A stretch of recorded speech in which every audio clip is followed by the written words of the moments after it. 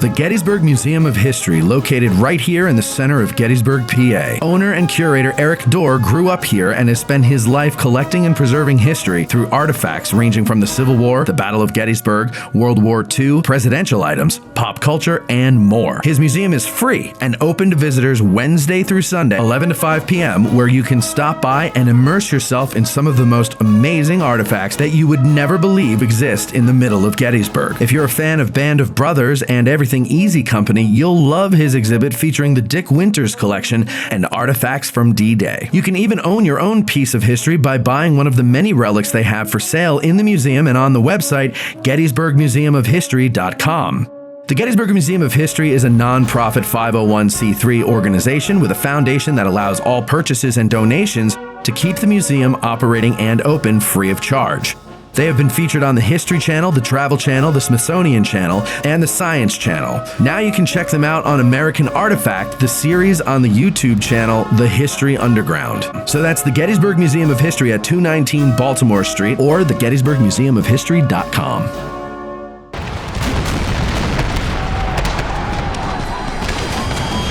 Addressing Gettysburg.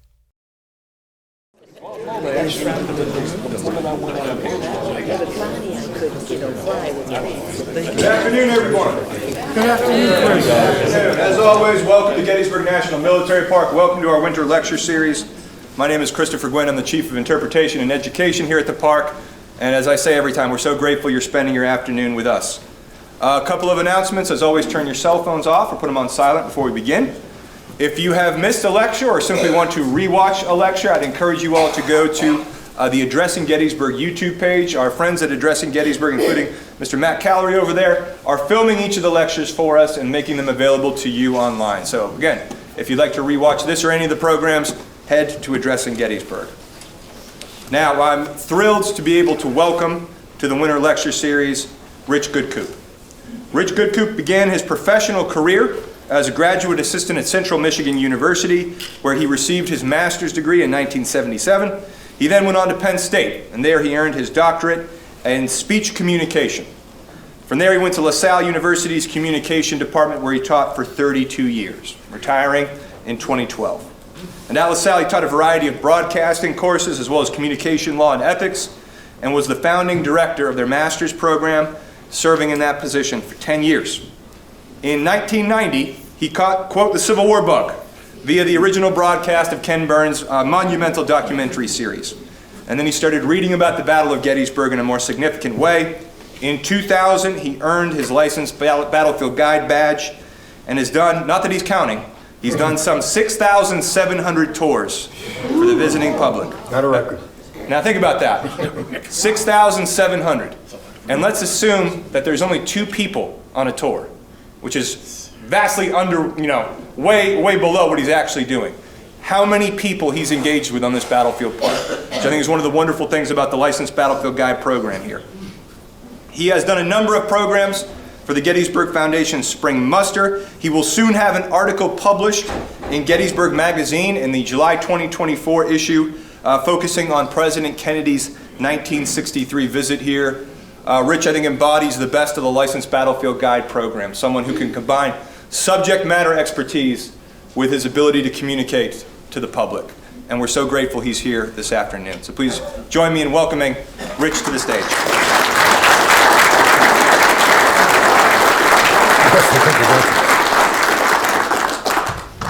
I can only hope that the presentation will be as good as the introduction was. I guess it's a good thing that we're having this program today rather than next week or last week, because some of you might want to be seeing a little bit more of Trevor Kelsey and his soon-to-be girlfriend, maybe wife. Well, let's get to the program. There have been over 24 presidents of the United States who have visited, spoken, or sent letters to be read at Gettysburg between 1863 and 2020.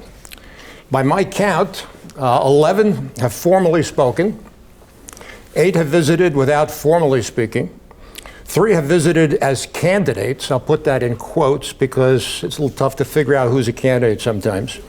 2 who spoke or visited as vice president. 4 who had letters read. Some have had multiple visits or speeches, so it becomes a little difficult to count the numbers here. But my goal is in this hour or so is to recount some of the more important elements in all the visits and speeches with some accompanying images as we have them. Okay, let's see if I can remember what Chris told me. I'll change it? Okay. Here's a photograph of the first visitor we're going to speak about, not in tremendous length because I have quite a few to get through here, but this President Abraham Lincoln, who was here between November 18th and 19th, 1863. He was not the main speaker at the event, which was to dedicate the Soldiers' National Cemetery, Edward Everett was that. Lincoln also accepted his invitation in part to give attention to a number of things. One, to a Union victory here at Gettysburg, for political fence mending in Pennsylvania, and for the power of his rhetoric to unite various factions in the country. And lastly, to perpetuate and improve upon its experiment in self-government. The struggle on the battlefield became a means to maintain and improve the premier democracy of the world, or a new birth of freedom.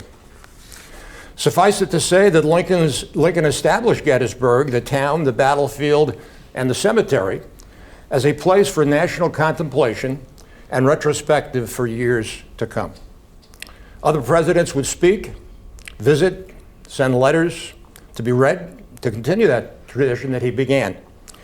But his would be the one that many others would be measured by, and the reason that they would come, and the reason some would not.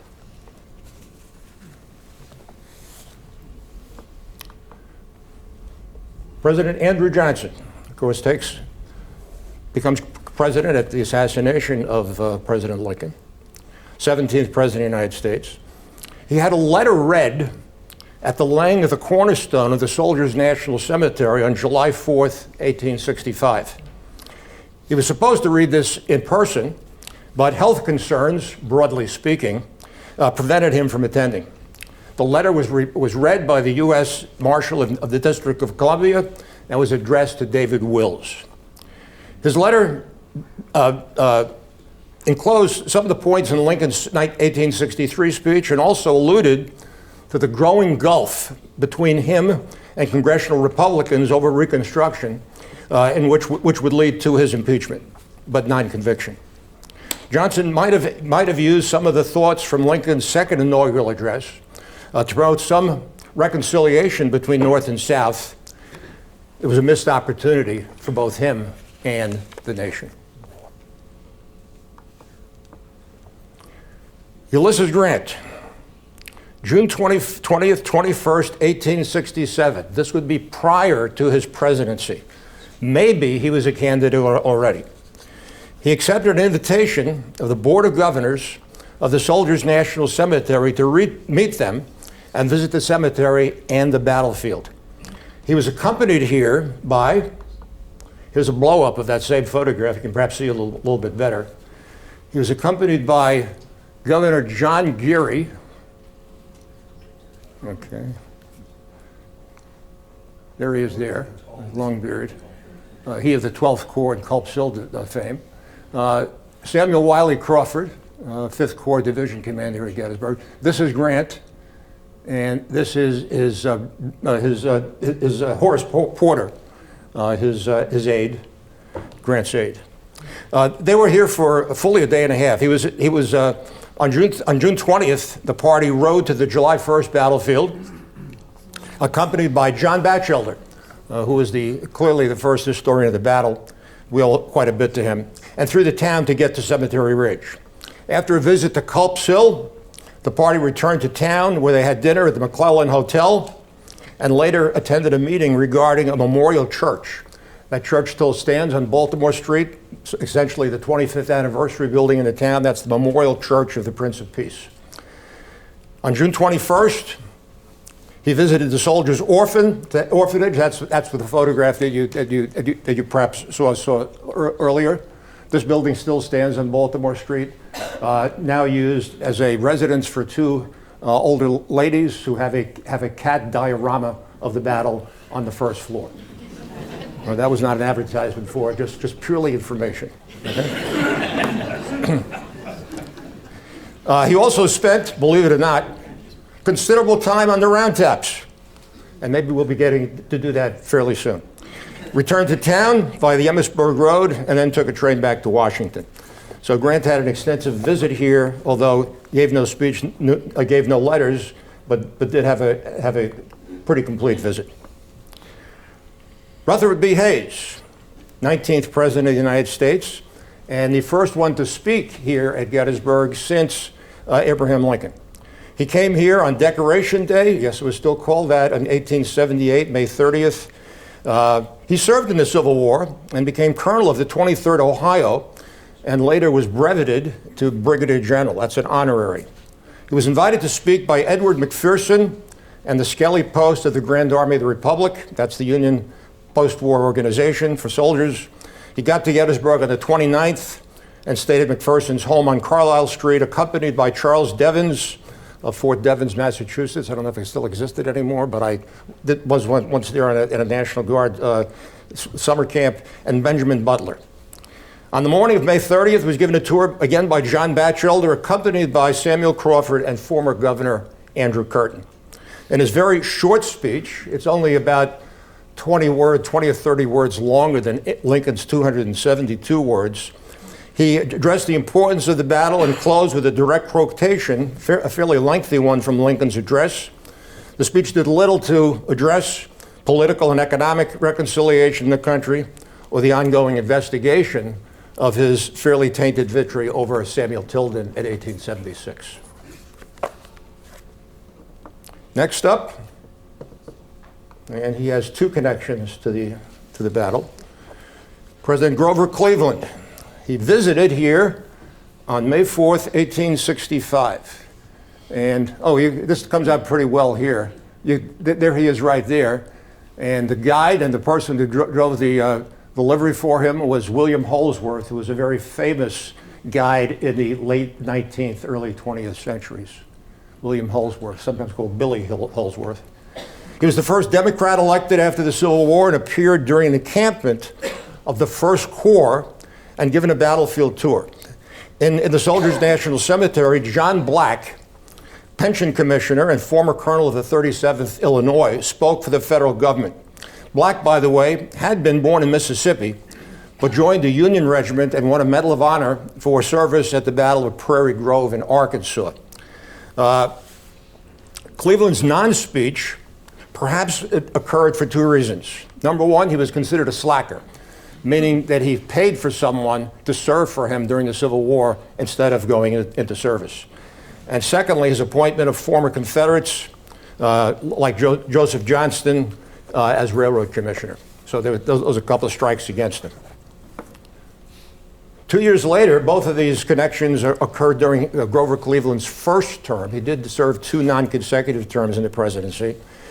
He had a letter read at the Veterans Reunion, and that date was July 2nd, 1887. Invited to a reunion of Union soldiers with Pickett's division, which included LaSalle Pickett, George Pickett's wife, and the Philadelphia Brigade. In his letter, he applauded the attending veterans for their attempts at reconciliation and did not assign blame for the war. Why? He got most of his votes from the South, of course. And he was also critical of those still inciting sectional rivalries by waving the bloody shirt. Why a letter rather than a visit or perhaps a speech? Here's a couple of others. Number one, his attempts to have flags that were captured during the Civil War returned to their original states, and also attempts to reform the Civil War pension system. Whenever I hear the word reform, I think cuts. That's what it really means. Next on tap, with a letter, President William McKinley in 1898. Although he was a fairly well-known Civil War veteran in the 23rd Ohio and honored by a statue at Antietam, he would never visit Gettysburg. He was invited in 1898 for a Memorial Day speech during the height of the Spanish-American War, but declined because of his responsibilities handling the war. His letter in part read, whatever it may be, the character of its temporary problems, this liberty-loving nation is not and can never be forgetful of the immortal heroes of the Civil War. Today, those who contended on this historic field nearly 35 years ago and their descendants are mustering under the same flag, enthusiastic in their devotion to the nation and willing to make any sacrifice for its honor. Next on tap for 2 visits, Theodore Roosevelt. This first one, he came here as president. And I didn't know it until recently, but Teddy Roosevelt, while he wrote a number of books, also wrote about the Battle of Gettysburg prior to his presidency. In 1885, he wrote an article in a magazine called The Historian, and I'd like to read just a little bit of what he had to say in this article. Keep in mind, he didn't have the kind of sources that we have today to validate what he wrote. Here's the closing part of his discussion of Pickett's charge. The Union guns fired to the last moment until, of the 2 batteries immediately in front of the charging Virginians, every officer but one had been struck. One of the mortally wounded officers was young Cushing, a brother of the hero of the Albemarle fight. He was almost cut in 2. But holding his body together with one hand, with the other he fired his last gun and fell dead just as Armistead, pressing forward at the head of his men, leaped the wall, waving his hat and his sword. Immediately afterward, the battle flags of the foremost Confederate regiments crowned the crest, but their strength was spent. The Union troops moved forward with the bayonet, and the remnant of Pickett's division, attacked on all sides, either surrendered or retreated down the hill. The charge was over. It was the greatest charge in any battle of modern times, and it had failed. It would be impossible to surpass the gallantry of those that made it, or the gallantry of those that withstood. And that was written in 1885, excuse me. I was given that article by one of my guide friends, Tony Nicastro. Back to TR in 1904. I was the first president to speak at Gettysburg since Rutherford B. in 1878. He was given a 3-hour battlefield tour. Listen to the 2 people who took him around. Can you think of 2 corps commanders who are more disparate in their belief and their performance here? Dan Sickles and Oliver Howard. But I've loved to have been in the back of that carriage as they were going around. And he was greeted on Little Round Top by William Robbins of the 4th Alabama, who was also then a battlefield commissioner. Around 10,000 people attended and listened to a lengthy speech in which he saw the Civil War as predetermined and an opportunity to perfect the national union. This would be done, he said, quote, as long as the average man does his duty bravely, loyally, and with common sense in whatever position life allots him. And here's a second speech of TR in the cemetery. I should have forwarded that perhaps a little bit earlier. The Gettysburg Compiler newspaper called this visit the greatest Memorial Day in Gettysburg history.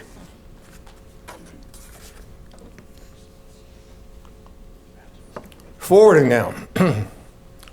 1909, President William Howard Taft. This is a photo that I got only a month or 2 ago from Mike Warricker. If any of you are active on Facebook, he has something called Gettysburg Perspectives. And he sent me this photograph, and where's Taft? Well, he's right back here.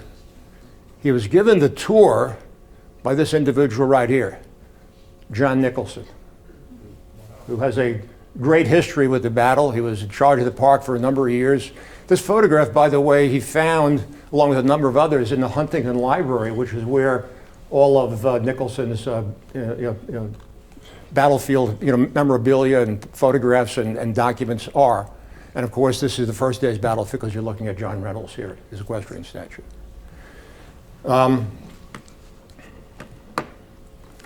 President Taft toured the battlefield. He gave what was he here for? To dedicate the U.S. Regulars Monument. And that date, if I didn't give it to you earlier, May 30th, 1909. An estimated 35,000 people were here, including 3,000 active duty soldiers who listened to the speech in the early afternoon. His 18-year-old daughter, Helen, pulled a silk cord to unveil the monument right before the President Taft's remarks. The speech focused on the attributes of the U.S. regulars at Gettysburg and the importance of present-day service. Since the speech was given for a specific purpose, he did not address larger themes. And there's one other photograph that I have here of President Taft. And you can see him, again, where that blue arrow is. It's not really necessary on this larger projection screen, I guess. And there again, I believe, is John Nicholson. This photograph taken on, according to the information I gleaned, from Little Round Top. In fact, you can see it right down here. This when the roads up there were different than they are today. You can actually drive through Little Round Top. Chris has information on that on the website, I'm sure. Okay. Okay, who should come back in the future? Well, Teddy Roosevelt is here again in 1913. But he's running, he's here now on July 4th, 1913. 50th, no, excuse me, let me go back. My mistake here. He was, it's May 30th, 1912. Invited by the GAR and unionized railroad workers, but he was running as a third-party candidate in the 1912 election. Taft was still running. Teddy decided to take up the Progressive or Bull Moose Party banner, and William Howard Taft was still running as a Republican. And that likely because the third party gave Wilson the presidency in 1912. He gave two speeches. Teddy liked to talk, and talked for a long time. During the visit, one inside a tent on East Cemetery Hill to railroad workers, and the other on the rostrum of the Soldiers' National Cemetery. In both speeches, he sounded progressive themes and noted his concern with special interests, some of whom supported the conservative wing of his party, which were represented, of course, by President Taft, at least in Teddy's mind. We have three photographs here of Woodrow Wilson, who appeared here on July 4th, 1913, 50th anniversary reunion of the Civil War. Over 50,000 veterans were here, camped out in areas around where Colt Park is today and a little bit south of that. President Wilson was initially reluctant to come and would only stay for about an hour. But we give a speech to an estimated 10,000 people in what is known as the Great Tent. I'll forward to this one here. Here's a photograph of him being flanked by a Union and Confederate veteran, and while it's not particularly clear because he's behind the Confederate flag, that is the governor of Pennsylvania at the time, John Taylor, who was a really big guy because he was a professional athlete prior to assuming the presidency. And here's the Great Tent. He's inside there, and there's Wilson. As part of his speech, he suggested some of the ominous signs in Europe, only a year before World War I, and alluded that the sacrifice given by Civil War soldiers might be needed again, and of course they would in 1917. To the Civil War veterans, he said, "We have found one another again as brothers and comrades in arms, enemies no longer, generous friends. Rather, our battles long past, the quarrel forgotten, except that we shall not forget the splendid valor." Not all true, I'm sure, but that was reunion at that particular time. In attendance as a reporter was Mrs. Helen Dortch Longstreet, the second wife of James Longstreet, who called the speech a challenge to patriotism.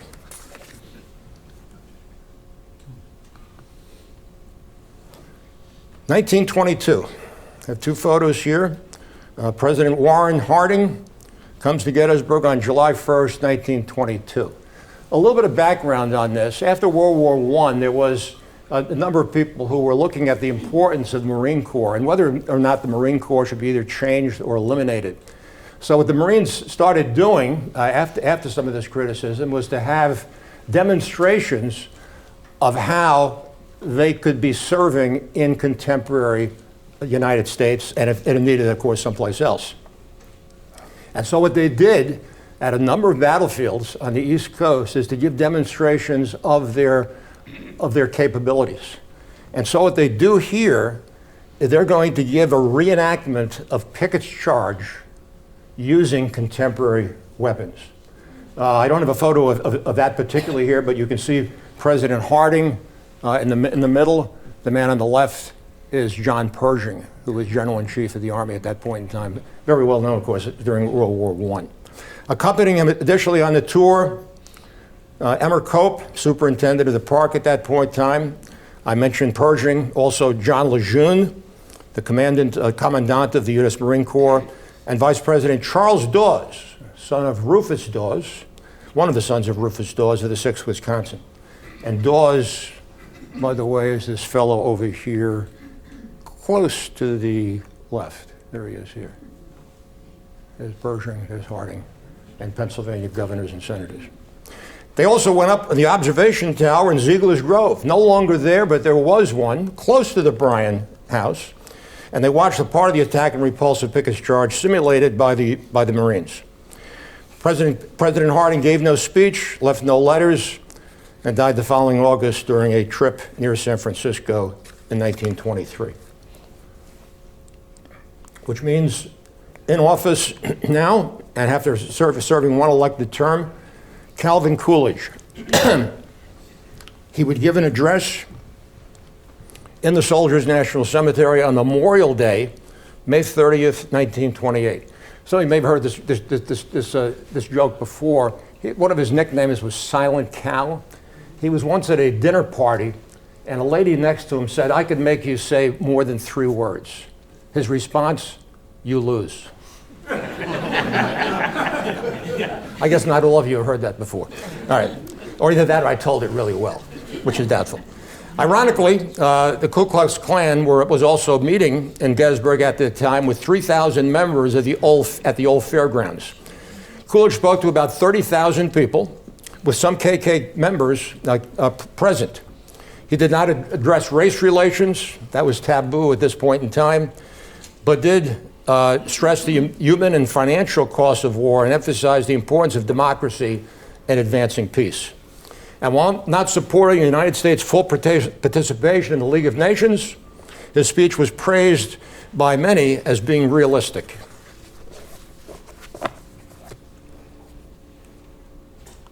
Next up, Herbert Hoover. 1930, Memorial Day address, May 30th, 1930. 7 months after the stock market crash. President Hoover came to Gettysburg at the request of Governor John Fisher. He gave a short speech in the National Cemetery with the first former Confederate on the speaker's platform. Now, that would be 67 years after the battle. Hoover reflected on what had been done at Gettysburg, singled out Lincoln's as a symbol for Americans, and noted that present-day economic problems were not as severe as those faced during the Civil War. Editorial comments on the speech focused on the moderation in Hoover's speech. He called for solving the problems of the time. Many were probably hoping for more presidential action. And one other thing I wanted to mention here about Hoover. I was looking up. I knew that Roosevelt had a landslide in 1932, but Hoover did carry 5 states. One of them was Pennsylvania. I doubt if this speech had very much to do with it. Delaware and 3 New England states. Every other state went to FDR, who had come here twice. This first slide is one that was passed along to me by Mike Strong, also a Gettysburg guide. He has that booklet in his possession. Gave me permission to use the slide. This is the front page of it. FDR gets here in 1934 on May 30th. He spoke at the rostrum in the Soldiers' National Cemetery. Before he spoke, children threw flowers on the soldiers' graves, bringing FDR to tears.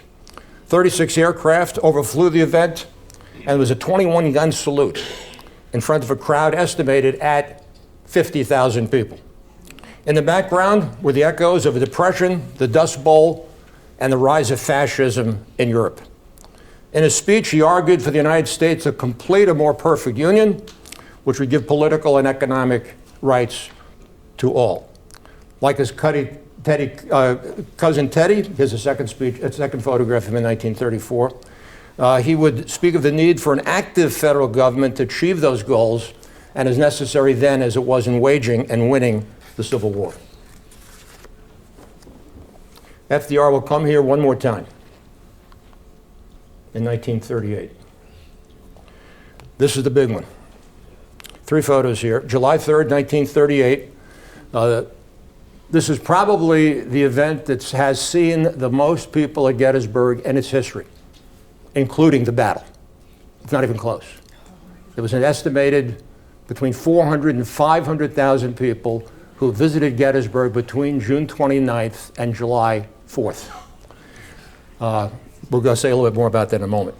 He came to ostensibly dedicate the Eternal Peace Light Memorial and what was the last major reunion of Civil War soldiers.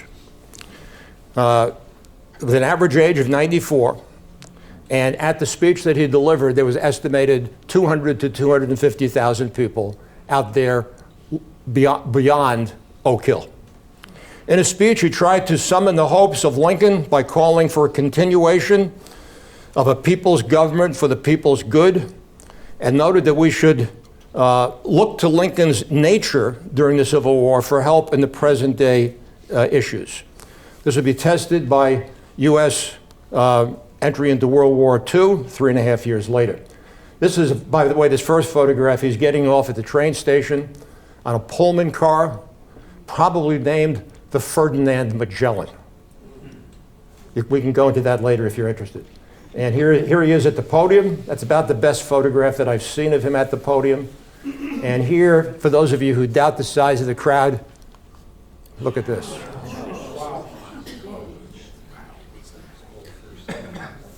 And the roads would close down 10 miles out of town. There may have been another 100,000 people trying to get here, but couldn't. To the assembled veterans, this is a great line, I think. He said, all of them we honor, not asking under what flag they fought then, thankful that they stand together under one flag now. You'll need them in the years to come. Harry Truman came here once as president on July 6, 1946. There he is at the Virginia Monument, obviously. President Truman and his wife Bess drove up from what was then called Shangri-La, now Camp David, for a visit on the state, but gave no speech. He did give a short press conference. You see him sort of there addressing some reporters there. And when he got to Oak Hill, there's a close-up of, I don't have a photograph of Oak Hill, suggested that the word nation in the phrase peace eternal in a nation united be changed to world, as the Cold War had already begun. Another president we could probably talk for hours, and other people I'm sure have, is Dwight Eisenhower. He had a long history here. This photograph shows you his, I guess, his first time at Gettysburg, so to speak, although he was here at the West Point there, I believe, around 1904 or 5, something like that. He had a long history here, from his being stationed here in 1918 at Camp Colt to he and Mamie's purchase of the farm in 1950 to his election in 1952 and 56 and his retirement. So obviously Ike's on the left there. I've read where he was concerned about not going to Europe to fight in World War II, but he did get a command position here. He was in charge of the camp, I think, for almost the entire time. And lastly, he had liaisons with international offices. I believe these two guys on the right are English, and I think the fellow next to him is French, although somebody who knows military uniforms better than I might disagree. Here's my favorite photograph of him during his presidency. In 1955, he gave a battlefield tour to General Montgomery, and my caption of this would be something like, "Give me a lanyard and some powder and I'll take care of this guy once and for all." He also did take around Charles de Gaulle and Winston Churchill. If you could go deep into Google images, you can find that. And he also gives the 100th anniversary address in the Soldiers National Cemetery. Reason? President Kennedy had to go to Dallas, Texas. And that's our last one. Now, folks, I'm not going to be able to tell you everything that I know about that, because as I told one of our visitors earlier, I have this article coming out, and the editor wants me to limit some of my discussion of this, but I will tell you some. In other words, buy the magazine, and you'll get everything. But I will tell you some things about it. It occurred on March 31st, 1963. It was an Easter Sunday. The image that you see here is something called a painting that was done well after his visit by Mel Shaw, called The Colonel and Commander. The tour lasted about an hour and a half. President drove the vehicle for the tour. The tour was given in reverse order: July 1st, July 2nd, July 3rd, July 2nd, July 1st. Let me get that right. Okay. The tour had 4 get-out stops. This was the first one. Here's the second. That little round top. His guide, Colonel Sheeds, is the fellow who has his back towards us. Okay, they're overlooking the Devil's Den in the distance. Jackie and Caroline were present, although Caroline was incredibly bored. JFK wanted to come back, didn't, and there are connections between the Eternal Peace Light and his grave in Arlington.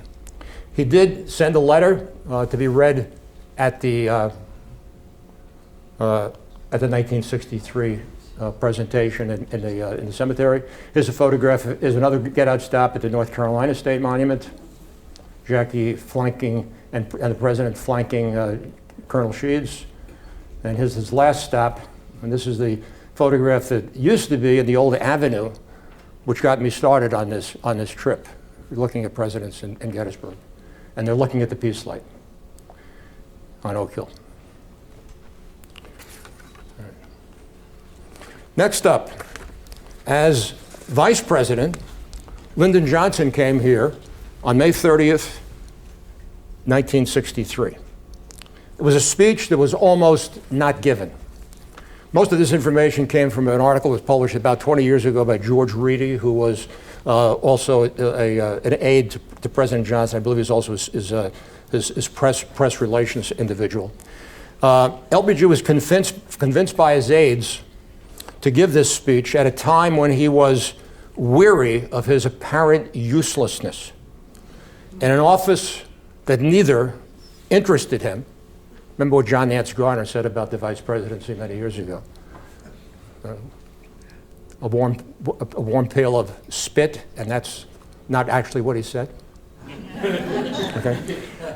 And neither interested him nor engaged his capacious gifts. That was the quote from Reedy.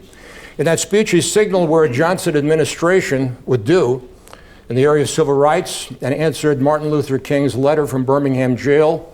He said, in part, 100 years ago, the slave was freed. 100 years later, the Negro remains in bondage to his skin. Wait has almost always meant never. Justice too long delayed is justice denied. In this photograph, you can see his daughter, his older daughter, Linda Burr Johnson, with her hand over her chest. I believe maybe they're doing the Pledge of Allegiance. I don't know. This is the only photograph I've ever seen of this. It's not a great one, but it does demonstrate that he was here.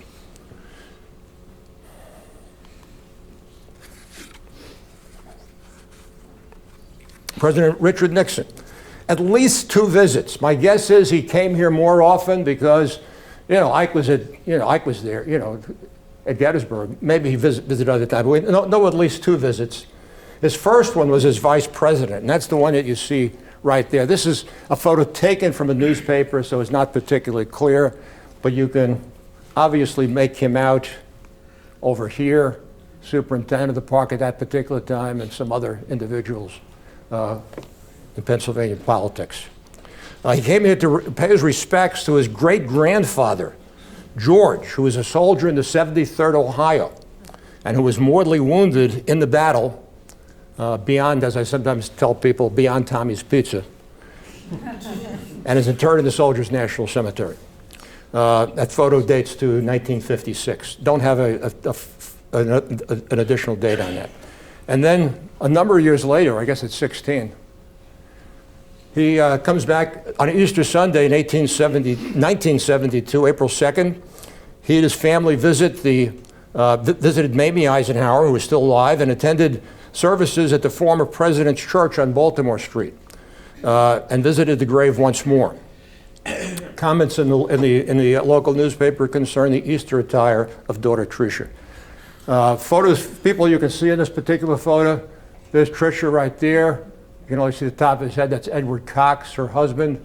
This is Julie Nixon, David Eisenhower, Patricia Nixon, President Nixon, and Reverend McCaskill, who for many years was a guide at the park also.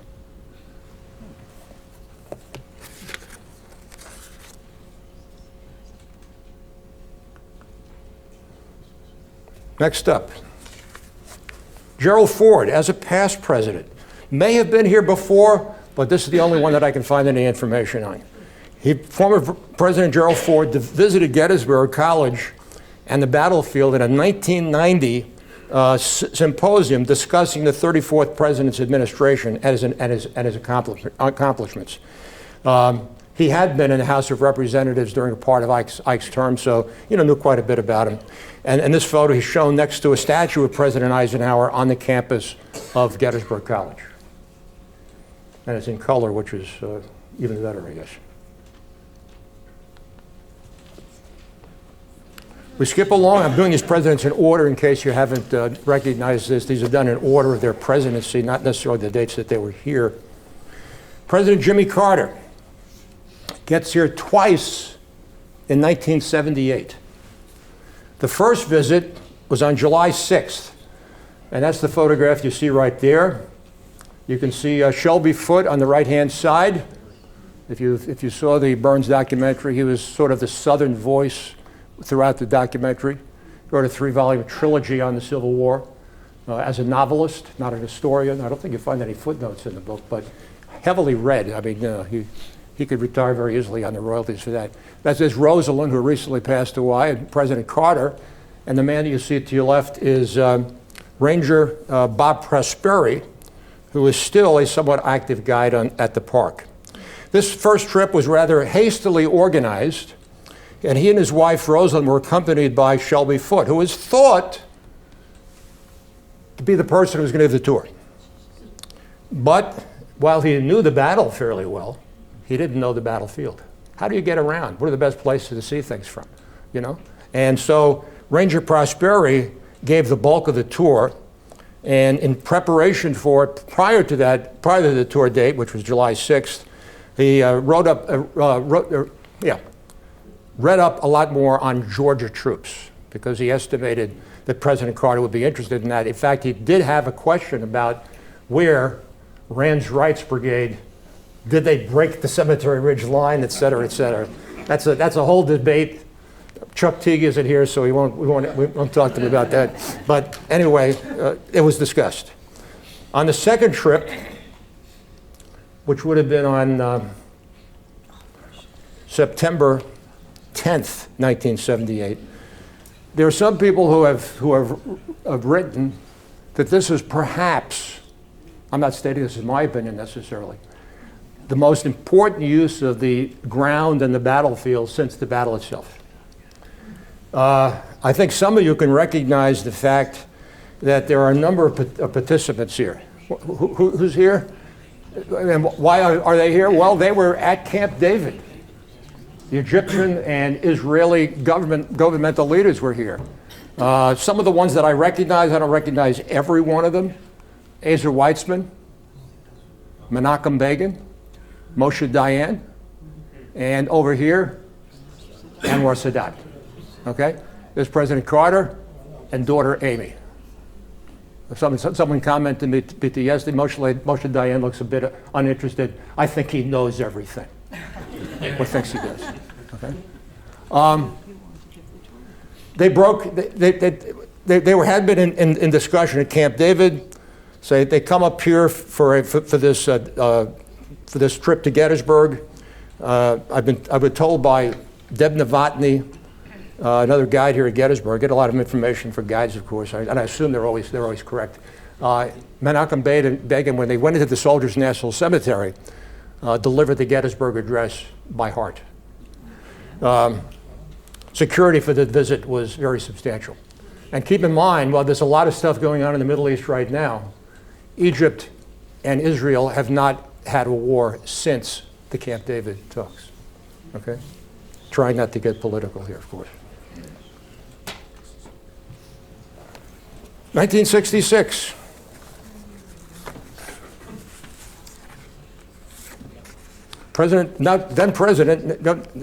Later President Reagan, June 15th, 1966, he was a private citizen then. He probably finished up doing Death Valley days a little bit earlier, I guess.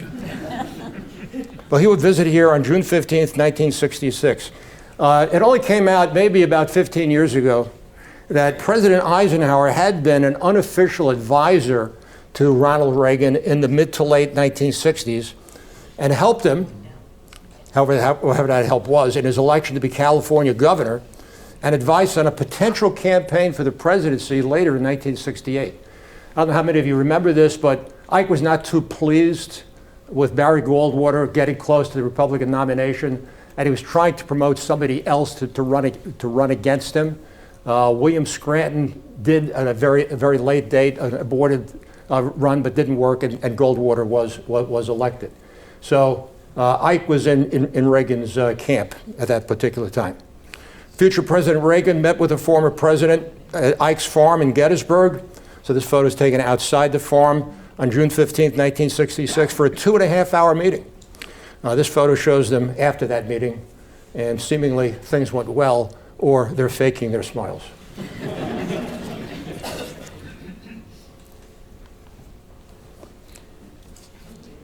Can you make out who that is? George H.W. Bush. This is the photo that I had the most fun and or difficulty in finding out the context of it. I'd like to tell a little bit of backstory on this. I saw this several years ago on the Facebook post from the Gettysburg Museum of History. It has a free museum down on Baltimore Street, the 300 block.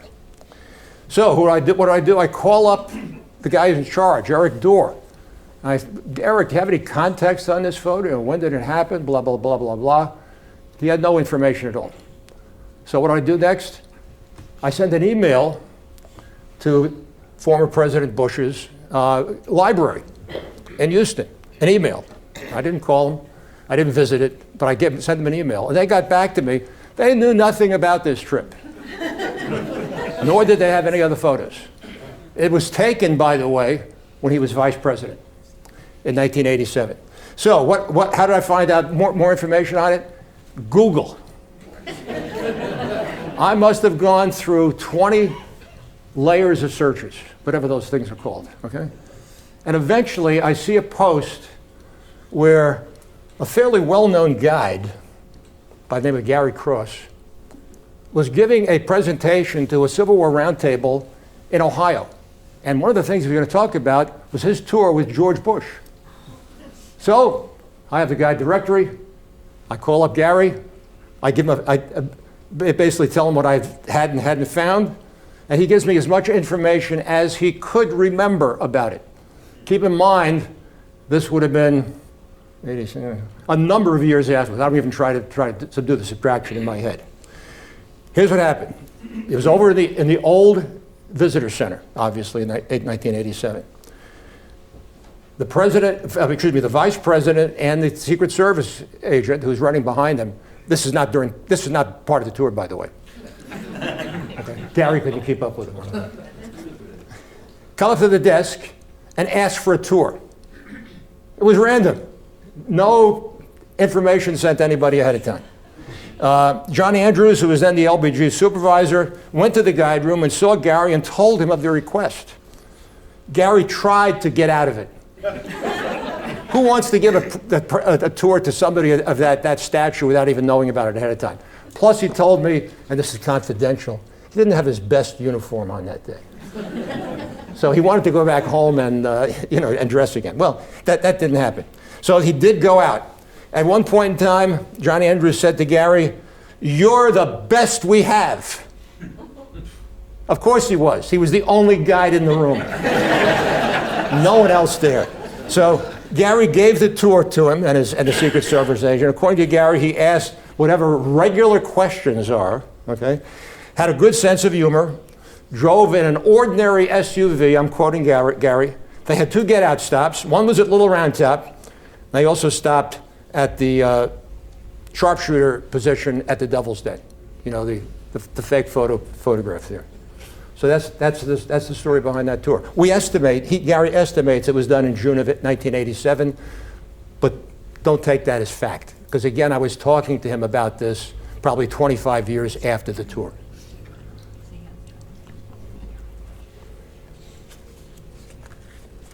President George W. Bush gets here September 5th, 2008. He took a tour of the battlefield. Here he is, obviously, a Little Round Top with the 91st Pennsylvania Monument in the background. The fellow who's closest to us is Colonel Richard Summers, recently deceased at the U.S. Army and Heritage Center Education Center. His tour was given, his wife and several aides were accompanying him on the tour. This was a break that he took in his schedule while John McCain was being nominated at the Republican convention that year. He's sort of getting out of town, so to speak, to give more attention to McCain. And the tour was given by a combination of Dr. Summers, Gabor Boritt, and his son, Jake Boritt. So here's the second photograph that I have. You see them near the high water mark with the Webb statue in the background. You see Laura Bush over there on the left with her one hand holding the other. There's Laura there. There's Jake Boritt, President Bush, and Gabor Boritt. The tour also included a private viewing of the cyclorama painting, which was not yet being shown to the general public. Remember, there was that period of time where the building was open, but the cyclorama painting was not, for those of you who might remember. Here's another interesting little point. I was told this by Ranger John Nicholas a year or two ago. Greg Coco, seasonal ranger at that time, now deceased unfortunately, was giving a tour in that area. I'm not sure if it was a Pickett's Charge tour or something on July 2nd on Cemetery Ridge. And he was walking towards the copse of trees, and a fellow standing up says to him, "You can't go any further." Well, Greg did not want to take that for an answer. So he went a few steps more. The individual then opened up a trench coat, somewhat like this, and showed him a submachine gun. And Greg backed off.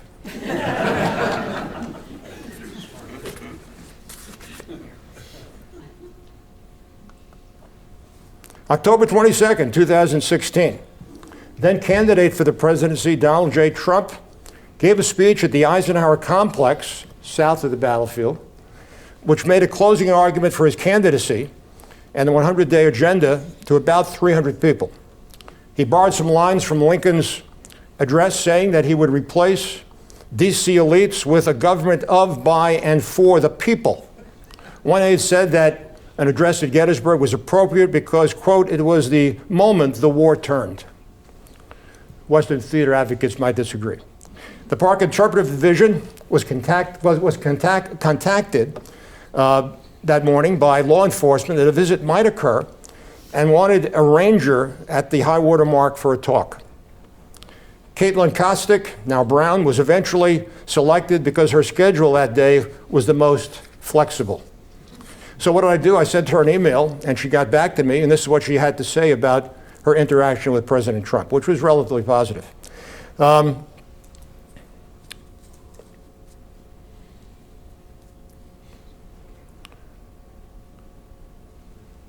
I knew I was surrounded by cars. All of a sudden, the press corps and Secret Service were everywhere, and the entire view of Pickett's Charge was obscured. The advance man then introduced me to Mr. Trump. We talked about 15 minutes. He asked about farm buildings and the civilian experience. Steve Bannon and Rudy Giuliani were also in the crowd, and you can see them there to the right of former President Trump, and here's a little bit more of a close-up with the 1st Pennsylvania Cavalry Monument behind them. 2016, October. And the last one, in 2020, Joseph R. Biden, also as a candidate for the presidency, came here to Gettysburg on October 6th, 2020.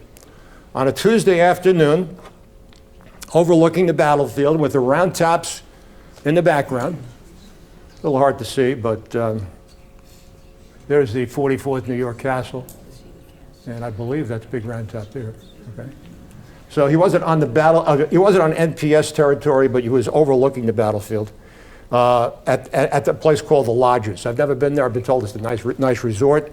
Probably they set the shot up well in advance of the trip, so you could at least see the Gettysburg battlefield.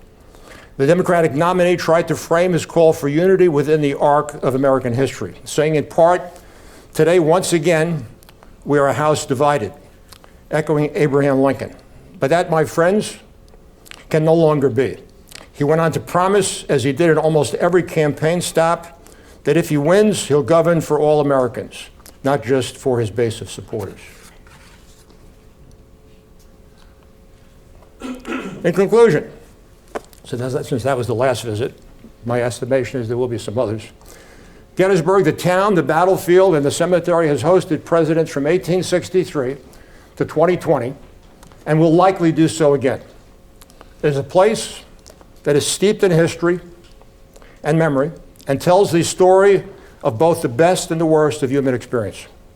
It is close to Washington, D.C., I think that's a factor, and Camp David, and draws both presidents and citizens of the world to what is clearly one of America's most venerated locations and shrines of the American experience. Thank you very much.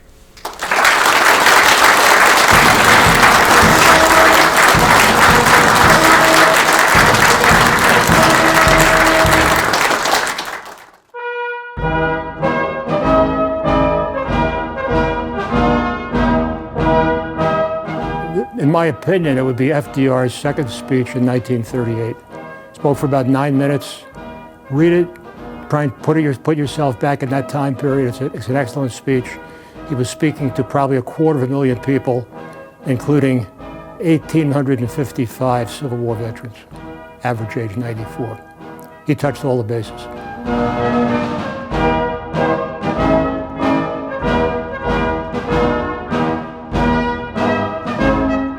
Well, there are at least 3, but I'm going to be saving that, putting that aside, because I have an article coming out in the July 24 issue of Gettysburg Magazine, which will tell anyone who reads it everything that I know about JFK's visit in 1963.